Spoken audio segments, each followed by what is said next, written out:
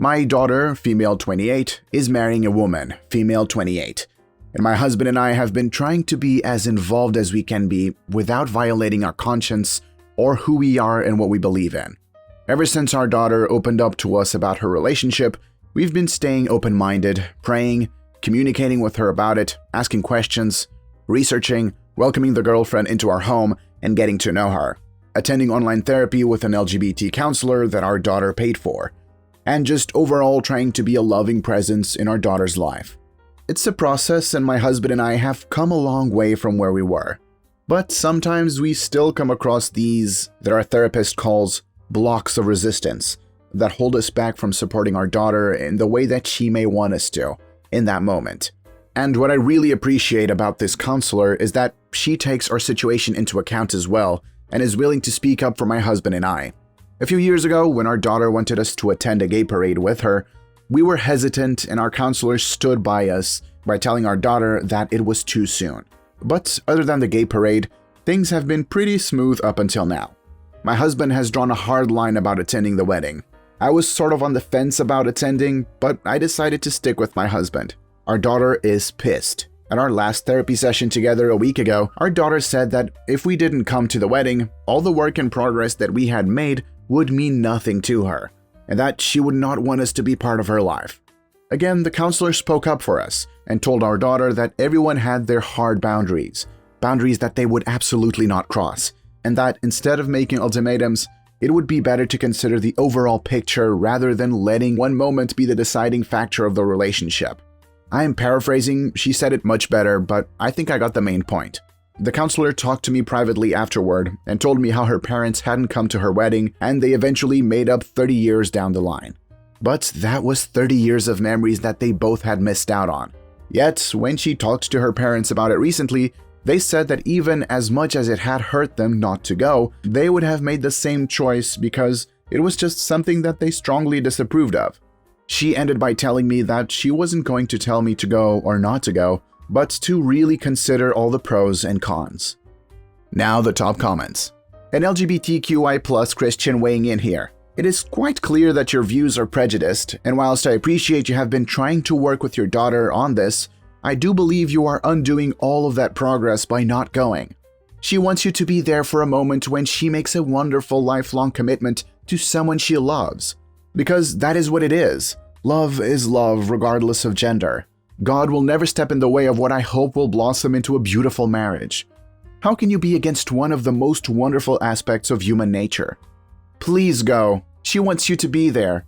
She wants you to accept her and accept the person she loves. If you don't, then she will see that you'll never accept her for who she is, and it will cause years of pain, especially on her part.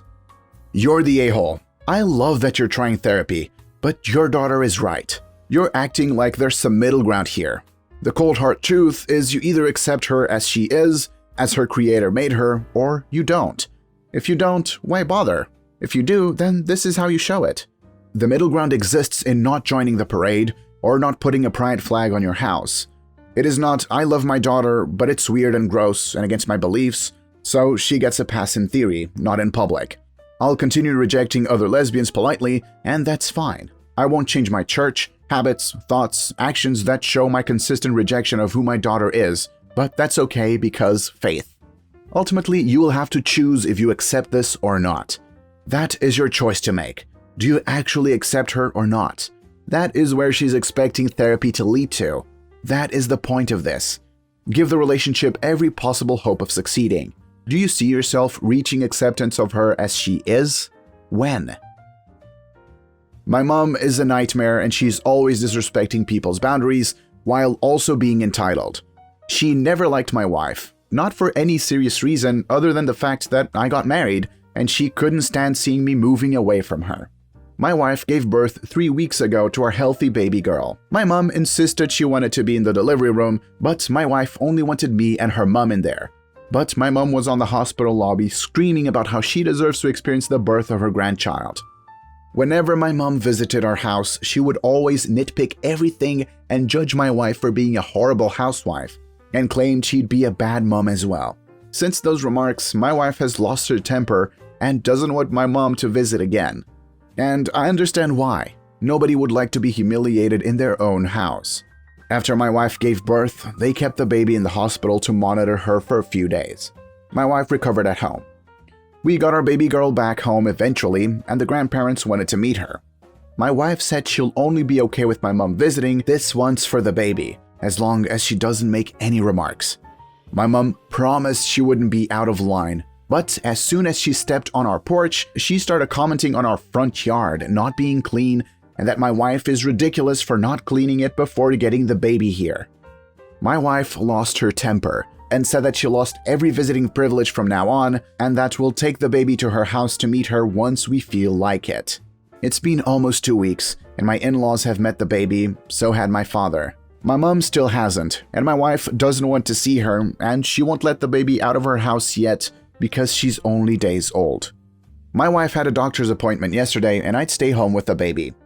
I saw this as a chance to invite my mom over to see the baby as long as she kept it a secret. She came over and I told her we have roughly 2 hours before my wife comes back. My mom then wouldn't leave no matter how many times I tried to convince her. My wife came home and saw my mom there cuddling the baby, and she had a full mental breakdown and started screaming at me and her, and she told her to get the F off the house. I told my wife to shut the F up and calm down, and it's also my house and my kid, and I want my mom to meet my freaking kid at my freaking house. She can't forbid me from doing it, and she has no right to kick my mom out. That led to her kicking me out too, and now I'm staying at my parents' until my wife calms down. Am I the a-hole for bringing my mom at my house to meet my daughter against my wife's wishes, or is my wife the one being unreasonable? Now the top comments. You are the a-hole. You failed as a husband here big time. This was a massive betrayal at about the worst time ever. She will never forget it and will always hold it against you. Simply because this is a time where she is extra emotional, very vulnerable, and has extra anxiety about the safety of the person who just exited her body. The pain of betrayal will hit extra hard considering she actually needed you to protect her and her baby and you failed.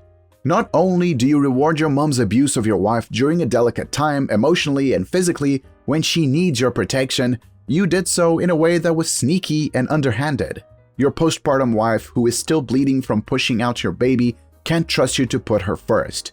She can't trust you to not subject her to abusers. She can't trust you to not subject her child to abusers. She can't trust you at all.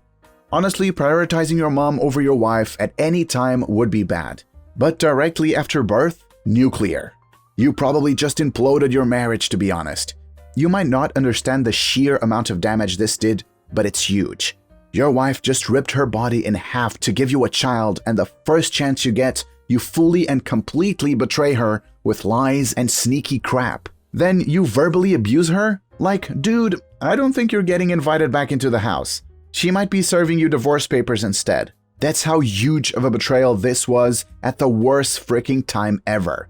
Huge, you're the a-hole. You say your mom caused a scene in the hospital and she wasn't allowed to watch your wife while in incredible pain squeezing a baby out her vagina.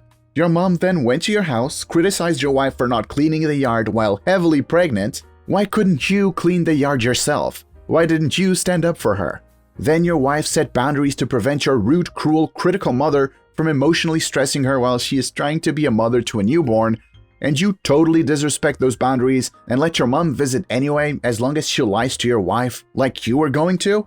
Your mom then refuses to leave as she obviously wants your wife to know you chose her over your wife's wishes. Not only would I have kicked you out the house, but I'd end the marriage as well. You don't give a crap about your wife's feelings, just your mom's. My male 24 girlfriend, female 23, have known each other for about a year because of adjacent friend groups and have been dating for close to 3 months. We're at the point in our relationship where she's starting to spend the night. I've also got a 3-year-old Samoyed named Sheldon living with me. He's just about my favorite person in the world. He's got his own bed, but sometimes decides that he wants to sleep with me, and I let him. The issue for my girlfriend is that I sleep naked. I always have. When she found out that I let my dog into my bed while I'm naked, she was upset and told me that it was weird. I asked why, and she said it just was. Normal people don't do that. I told her that was stupid. He's just a dog. To him, me being naked is just the same as me wearing clothes. Besides, when I let him sleep with me, it's not like I'm getting him into the covers. there's still a layer of fabric separating my nakedness from him. But she was still upset, insisting, again, that normal people don't do that. I asked her what exactly about it was bothering her so much, and she said that it felt like I was, in her words, having intimate relations with the dog. I'll admit, I found this hilarious. On the other hand, he's a dog, and on the other, he's a guy and I'm not gay. It was also funny how it felt like she wanted to accuse me of bestiality, but couldn't bring herself to actually say the word. I laughed and she got annoyed. I decided to start pretending to flirt with Sheldon in front of her, cuddling with him and saying things like, "It's okay, she just doesn't understand our love." This annoyed her even more, and eventually, she asked if I loved her more or the dog. Easy answer, Sheldon. She stormed out of the apartment. I think we're breaking up, but honestly, I don't feel too bad about it. When I was telling my friends about this though, they did say it was a little weird that I let Sheldon into bed at night knowing that I sleep naked. It got me thinking. So I came here to ask, am I the a-hole? Now the top comments. Not the a-hole. There's nothing wrong with sleeping next to your dog in your own bed, naked in your own house. It's weird for your girlfriend to think a normal person sleeps with clothes on and people who ain't normal don't. Sheldon is a dog who just wants to sleep right next to his owner, and there ain't nothing wrong about that, especially on your own property. Plus, Sheldon doesn't judge you, your girlfriend does. You and Sheldon go about your lives and let your girlfriend go find her definition of a normal person. Not the a-hole. It's a little weird, but knowing he's not under the blankets while you're naked alleviates a lot of that for me. I'm only comfortable with that if I at least have underwear on personally. My girlfriend sleeps naked and doesn't care about her dog cuddling on the bed as long as he doesn't get nosy or get under the covers. Which, you know, fair. I laughed out loud when I read how you jokingly flirted with the dog because that sounds like something my friends and I would do to mess with people. It's absurd to me that intimacy and nudity both automatically equal sex to your girlfriend, to the point bestiality was a concern. Like, I know that there are legitimately people that do cross that line, but you're not doing that, so why? I just hope she doesn't tell people she feels like that's what you're doing, because that would not be a great rumor. I say to keep the peace, just wear underwear when she sleeps over. She can't complain if you do your normal thing. I really am just baffled that the immediate leap was bestiality. Intimacy exists without sex or romance. Nudity doesn't equal sex 24/7. By that logic, we should even worry about little kids in the shower with their parents. If you were naked spooning your dog, then yeah, really weird. With blankets between you? Nah, not that big of an issue. Quick background. My ex and I were together for almost 10 years. During that time, she was emotionally, verbally, financially, and kind of sexually abusive. Would use sex as a reward. About 6 years ago, she's acting different. Hiding her phone, going out a ton with her friends and other things. During that time, my dad lost his job, so we moved into my parents to help them out financially. But after 6 months, she tells me she's leaving me. At this point, I could not care less. It had been almost a year since we had sex. We wouldn't touch at all. At this point, she was just someone I shared a bed with. So I told her, "That's fine, when will you move out?" She was out by that weekend.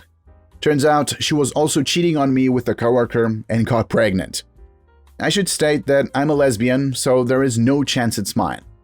During that time, she was working in retail for a chain that has since gone out of business. I heard from her brother that she now worked for a 7-Eleven. About a year after we broke up, I got a new job and I met my now fiancé, and I've never been happier. Now to the story. There is a 7-Eleven around the corner from my work that I go to about 3 times a week, sometimes less. When I first saw her there, I ignored her. But the next time I was in, I asked another employee if she worked at the store full-time. I only asked because if she did, I would rather just not go there. She's honestly someone I'd rather not see again. Turns out she's a supervisor, so the risk is small of seeing her. It's been 2 years that I've been going there and have seen her now 3 times. In those 2 years, I've become friendly with the employees, and I mentioned my upcoming wedding to one of them. Today, during my lunch, I went there for a drink, noticed my ex counting inventory or something, but I just got my drink and went to pay. The cashier, not knowing she's my ex, I assume, asks me how the wedding planning is going. This is when my ex comes rushing towards me and asks if I'm getting married. I said, yes, I am. This is when she flipped out. How can I get married and not invite her? She demands a table for her and her family. Honestly, I couldn't help it. I laughed in her face and called her crazy. I told her I would never invite her to my wedding, and I want nothing to do with her. I told my fiancée what happened, and while she agrees that she's obviously not invited, I should not have called her crazy at her work. So, am I the a-hole for calling my ex crazy? Now the top comments. Not the a-hole. I'm not sure what kind of reaction she was expecting. She cheated, got pregnant, I'm assuming no contact after that, and suddenly she wants an invite to your impending nuptials? Sounding crazy to me. She chose to ask in a public forum. She got her answer. Congratulations on your wedding. Not the a-hole. I can imagine many people are smiling at this story. It's unfortunate that it was at her work, but unavoidable because she came up to you like that, and it happens to be where she works. You didn't seek her out. Not the a-hole. She did you dirty and abused you in more ways than one while you were in a relationship with her, and she expects a table at your wedding after all of that? I would have called her crazy too, thinking she deserves to be at my wedding? But that's just me. Go about your life and don't worry about your ex-girlfriend's feelings.